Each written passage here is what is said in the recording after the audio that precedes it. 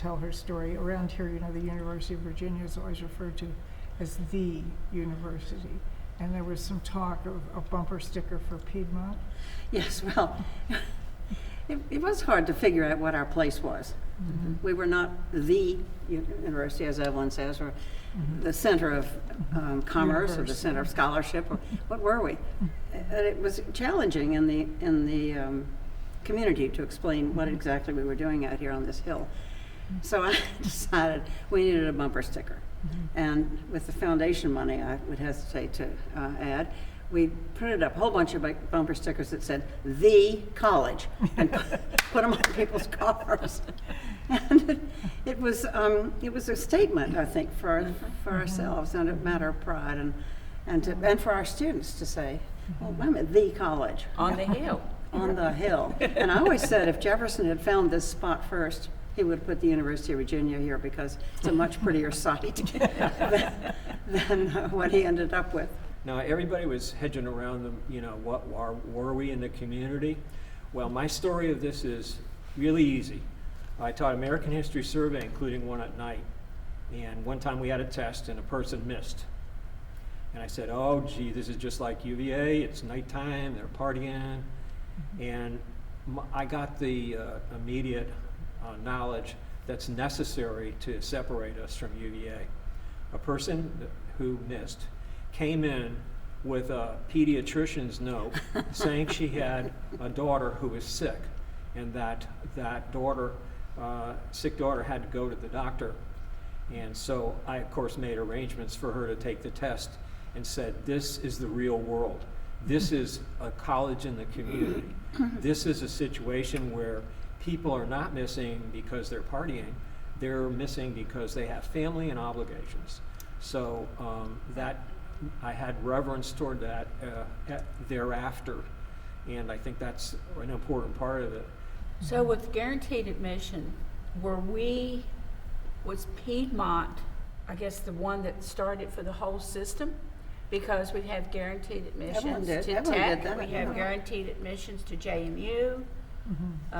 It was complicated. Every Yes. school had their own little Had their own, rules. but did we, Well, we is it all the same now? I think a lot of credit goes to you for getting that established statewide. Right.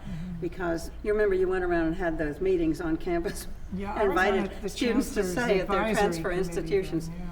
Could you share with us what problems you had in transfer? She said, blinking. And they, of course, thronged the place to talk about it. And then you got appointed to the committee, statewide committee, CHEV committee. Yeah, I think that was who organized the hearings. And I went to the one at JMU, and at that time, if you went to JMU and you wanted to major in business, you had to have business law before you could start your program. But you had to take business law at JMU. You couldn't transfer in the community college business law, although it was exactly the same course. So, we're there and students talking, and the vice president or whatever he was there, and he said, "That is the most ridiculous thing I ever heard of. That ends today." Wow. Yeah. Which was very satisfying. So But I there think that's something that we ought to be proud of. Oh, yes. Well, I think we really Check out. did set the pace for it. I mean, Right. you worked on it, I worked on it, you worked on it, staff worked on it. It was a big accomplishment, and one that I think most people did not think we were going to do. It was true that every single place had, like William and Mary at one time would only take 12 community college students a year for transfer. And so I says, so what's that about? Is this the 12 disciples, the 12 days of Christmas? Suppose there are more people that are qualified. Well, I had gone over to the psych department and negotiated each. You remember this, Exactly. Cliff? We had this book that I negotiated it with Tony, who was the administrative person over there. We went through each course, and I wrote by hand in our catalog what that equated to in the UVA curriculum, and it was a binding agreement as far as we were concerned. And every year I'd haul that out and gave Cliff a copy, and then he knew exactly what transferred, and it had been seamless ever since. Dean Larry Groves, who was for a long time not only a friend but the admissions person at UVA, he would make an announcement about math or add a class to math. And I'd have conversations with him and say, gee, Larry, that's really all confusing, but just tell me what I need to put in the program. What math's going to get people into, to be on track for UVA? So I really appreciated, even though he was pretty cranky most of the time, he really did help us do that.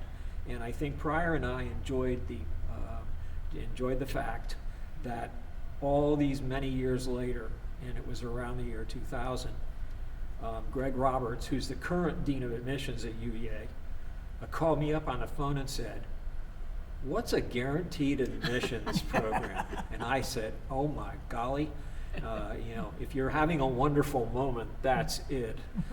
Come on down." And I think I had you in that meeting. Yes, you where we did. said, hey, and of course, I like it that the university did this because our students had made the college. Our students made it, the faculty helped, but the students are the ones that Yeah. went there and started to perform at UVA. They have to Right. track them. And so our people were at the level of, a little below or a little above the UVA native students. Well, they And were actually a so- little above. Yeah, and so, Right. and so, in his candid moment, Greg Roberts said to us, we wouldn't be giving away too much because, 3.5 GPA and all these particular courses, you're doing well in them already. So, but that gave the opportunity to have 100 or 120 Well, because people. one thing about restricting your admissions to a small group of people the way they did, you're leaving out a lot of people really good. But we also had UVA students. There were students at UVA, but they also took classes here. That's Yes. right. So that said a lot too. Yeah, You know. yeah. I would have people in Western Civ because the one they taught over at university had like 600 people in the class. They said, well, we have smaller classes here. Well, if you want to know what's working, students will suss it out faster than anybody else and figure out, because I had lots of students I still keep in touch with. One of them's an attorney in New York, and she was from India, and her older sister had been accepted at UVA. Family wanted the younger sister to come. She couldn't get in because she was too young. Piedmont took her, and she ultimately transferred after her sister and then went to UVA Law School. So people come in all kinds of interesting ways. I think that there are success stories that we should be proud of. Oh, I'm very proud of them. And I was thinking there are these moments when you know the college has arrived in some way, or you're really a part of it, or it works. And I remember one of our lean years, of which there were many, Buildings and Grounds was particularly afflicted and didn't have enough people to really get things ready for the students in the fall. And we had a faculty meeting, and it was perfectly clear that the classrooms were a mess. And it was not much of a welcome for our students. And I must say, I think we always took pride in wanting to welcome them and make it look right. So we got a group organized, you probably remember this, to go and clean up. So we assigned the rooms around, and I drew sweeping up the cigarette butts from the outside on the front of the building. So I drafted my daughter, who was then about 5 years old, into the process, and she had her little broom, and I had my broom and my rake. And out comes a woman who's clearly been in to register, and she's smoking a cigarette, and I think I must have given her the stink eye because I was sweeping up. She said, "I'm not going to drop it. I'm not going to drop it." And I said, "Oh, well, thank you." And she said, in a sort of conspiratorial tone, she said, "Could I tell you something?" And I said, "Well, sure. I'm a psychologist, you can tell me anything." She said, "I've just registered for some classes here, and I'm going to get a degree from Piedmont. And I'm wondering whether if you thought about doing that and getting some classes and making a better life for yourself and your little granddaughter." I knew we'd been completely successful when the word was being passed to faculty members. They should sign up, we had a better job. And I was thinking also about going back to beginnings and thinking, Marie, I used to believe, and I still believe this, every secret that ever had to be in this college. Is that right? Marie I says don't she's think begun so. forgetting them. Yeah, right. It's probably a conscious act to try to forget them. But I have to say, probably more of the underneath of all these stories Oh, I than don't. anybody knows. And I'm not asking you to I tell it know. now, but it I know probably it's would so make for some funny good because laughs. I can remember, when and Cliff will know this, when you do budgets and trying to do the budget and trying to figure out, and I think now, even now, I think the college is trying to work from bottom up. It's hard to do from bottom up. I mean, it can be done, but we know what happens. You still plug in till you get where you want it to be to begin with. But I can, you know, remember now, you know, the Cliff might come to me and say, you know, I really don't have this money, but I need this. Do you think you can kind of find it for me or whatever, you know? And so I'd look around, see if there was some money somewhere, and I did a lot of that. And I don't know. I know you did. It was wonderful. I thought there was a rock in your office. with No, money there in was it. no rock. It would be, you know, taking you know, some money from Peter and giving it to Paul or whatever. But it all works out, you know, and people. Steady hand on the tiller. But the thing is, you need to ask for it. Yeah. You know, a lot of people Right. would stand back and not ask for it and then complain. Well, there's a way to ask for it, you know, with the budget process. I don't know if that's still happening now. I don't know what I'm the sure it process happens is now. everywhere. Well, one of the Remarkable. other things I figure for me would be a high point is that, you know, even though it was under the circumstances of being monitored by the federal government, the state was on that watch list because of segregation in the past. And we got the ability to fund a student transition program called Promise. And from 1986 all the way to 2002, while we were part of that monitoring by the federal government, we had people starting with Betty Walsh and Tom Hyder, going on to Tamara Turner, J.W. Albright, and Jan Reed, where students didn't always come in on the level of I'm good enough to transfer, and it always was a purpose to have it that you could do something in a pattern to teach them how to get to where they wanted to be. And so that we had two goals in that: get them in the track so they could accomplish a lot in the transfer program. Number two, get them to transfer. And then, of course, the idea would be once you do that, they're going to have access to places like UVA and James Madison. Well, and I think So one of offering my- those study skills Yeah. classes and so on, And- it and was when- really helpful. And for when you students. think about it, they used to say, "Oh, I'll never do it." Some of the Promise students would come moan to me in the summer because, "Oh my goodness, I'll never do it." I said, "You're just on a football field, and some people start out at the 50-yard line because they have half the degree. You're not. You're starting out on the goal line, and you just have farther to go. But the goal should be the same." So I took some satisfaction when it was that we would have Promise students actually get it at James Madison and the University of Virginia. And I would always just say when they said, "Whoa, we did it," I said, "It's not where you start, it's where you finish." It's been interesting to see as we've aged out of the direct contact now. I'm always curious to know people who take care of me medically. Where did you do your nursing training? And I even came across a respiratory therapist Oh, my from that goodness. old program. And the beauty, I think, of being involved with Piedmont at whatever level is that the people you teach, the people you have contact with, people you supervise, you meet them again in the community. Right. And you better have done a good job. Well, it's true too, you never know really what impact you have. No, you don't. And I had a student stop me on the downtown mall one day, this is about 5 or 6 years ago. I remembered him very well, he was kind of a character, not a stellar student, but, you know, good enough. He said, "Oh, Dr. Edson, I remember your class, let's see, what was it?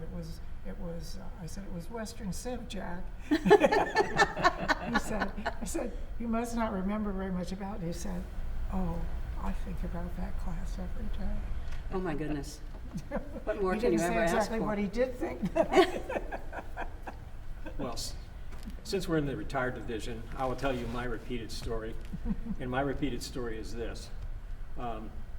Even before I retired, I actually had to go visit the University of Virginia Hospital, which was always a treat because they would say, "Gee," whether it's the rad tech who's rolling you over on a said, where did you, you teach at Piedmont? And I said, no, I'm the dean there. I said, oh, Sam Pincus still there? Is Dick Harrington still there? Is Prior Hale still there?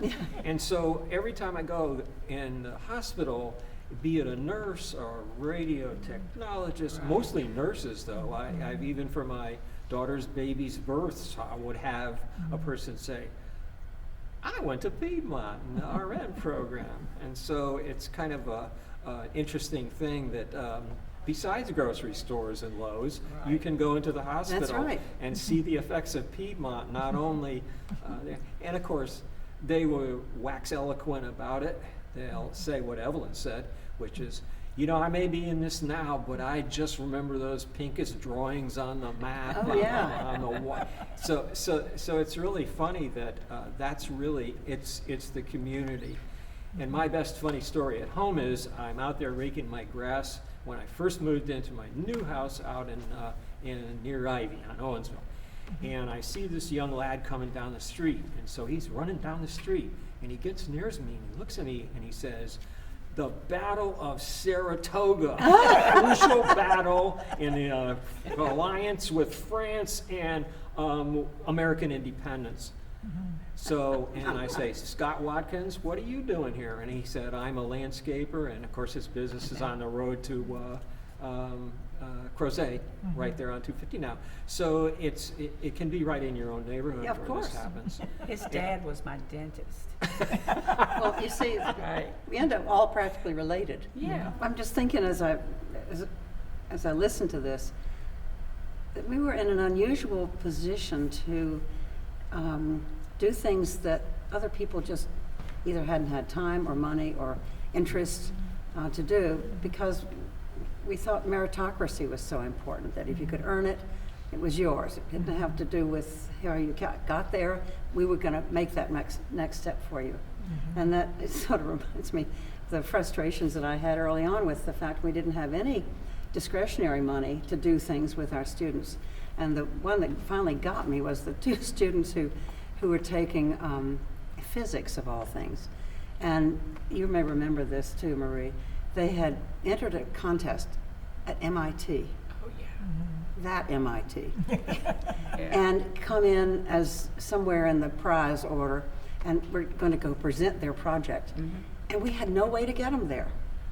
Well, I remember hearing about that, I don't know why, but I was driving to classes, and you know how it happens when you get irritated and you're driving. I whizzed past the turnoff to PBCC, and I think I got to Gordonsville at 100 miles an hour. I was so angry, I kept pressing the pedal down. I went back and I went into George Vaughn's office and just said, we have to have a foundation. We have to. And that time the legislature just barely beginning to acknowledge that we could do it, because they'd outlawed it up till that time, because we were competition. They did get to go in the end. didn't Yes, they? they did. We Yes. raised enough money actually before we even got the foundation incorporated. But that was the beginning of it. And I remember recruiting people to be on the foundation board, and one of them, who was very prominent in the community, but was a bit of a crepe hanger, you know, if you know what I mean. And he said, oh, you'll never raise $10,000 for this foundation. And I said, watch us, you know, we will. And the first fundraiser we got 99.5% participation from faculty and staff to the foundation. And then we went to the community, and they've been with us ever since.